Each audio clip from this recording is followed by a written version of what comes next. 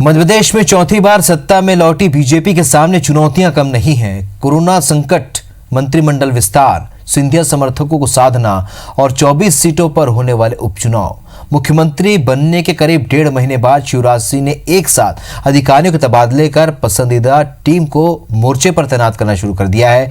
विपक्ष में रहते हुए कांग्रेस सरकार पर ट्रांसफर उद्योग चलाने का आरोप लगाने वाली बीजेपी सरकार के कोरोना संकट के समय किए गए करीब 50 अधिकारियों के तबादले ने अब कांग्रेस को आरोप लगाने का मौका दे दिया है।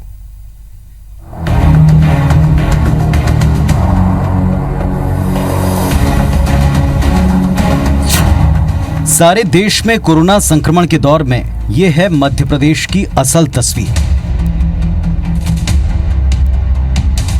पड़ोसी राज्यों से लौटते मजदूर, सैकड़ों किलोमीटर पैदल चलकर घर जाते मजदूर,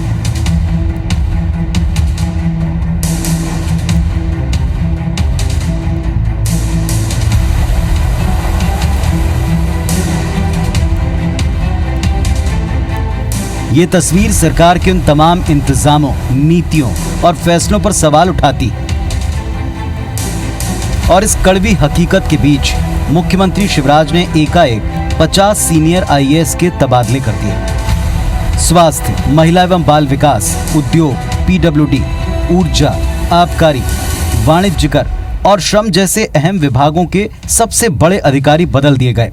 जाहिर है, कांग्रेस सरकार पर तबादला उद्योग चलाने का आरोप लगाने वाली भाजपा सरकार के संक्रमण काल में उठाए गए इस कदम पर कई सवाल उठने लगे। सवाल, कोरोना संकट के दौरान इतने बड़े पैमाने पर तबादले की क्या जरूरत थी?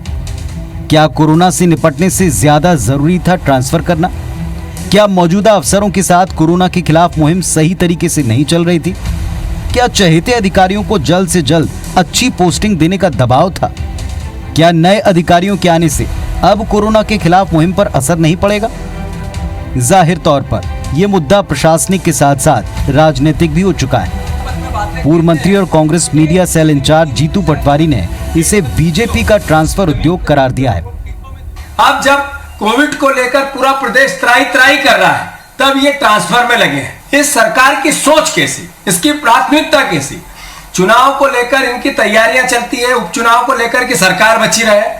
पॉलिटिकल मैनेजमेंट होता है कि हम नए जो लोग हमारे को ज्वाइन किए हैं, जो हमने खरीद के लाए, उनको कैसे मैनेज करें, अपने पुराने लोगों को कैसे मैनेज करें। कोरोना संकट के दौरान स्वास्थ्य, श्रम, उद्योग, आबकारी, राजस्व, ये सभी विभाग सीधे तौर पर सक्रिय होने चाहिए और इन विभागों के अफसरों के तबादले का असर राहत कार्यों पर पड़ सकता है। बावजूद इसके भाजपा इसे सामान्य प्रक्रिया करार दे रही है। और कल की प्रशासकीय सर्जरी इस बात की घोतक भी है कि वो अधिकारी जो पूरी तरह से ईमानदारी से काम करते हैं और जो प्रशासकीय रूप से बहुत सक्षम है, उन्हें अलग अलग विभागों में नियुक्त किया गया है। मुझे लगता है कि 15 महीने का जो काला समय है वो प्रशासकीय जो स्थितियां हैं उसमें खत्म हुआ है।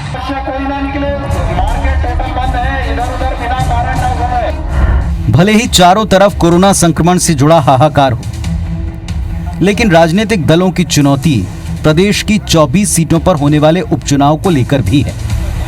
माना यह भी जा रहा है कि जल्द ही कुछ जिलों के कलेक्टर और एसपी बदले जा सकते हैं। लाख नकारा जाए, पर एक तरफ 5 मंत्रियों के सहारे सरकार चल रही है, तो दूसरी तरफ मंत्रिमंडल विस्तार का इंतजार है। और ऐसे में तबादलों की ये श्रृंखला, ये सारे संकेत आने वाले चुनाव की तैयारी से जुड़ते नजर आ रहे हैं। सुधीर दंडोतिया, IBC 24, भोपाल।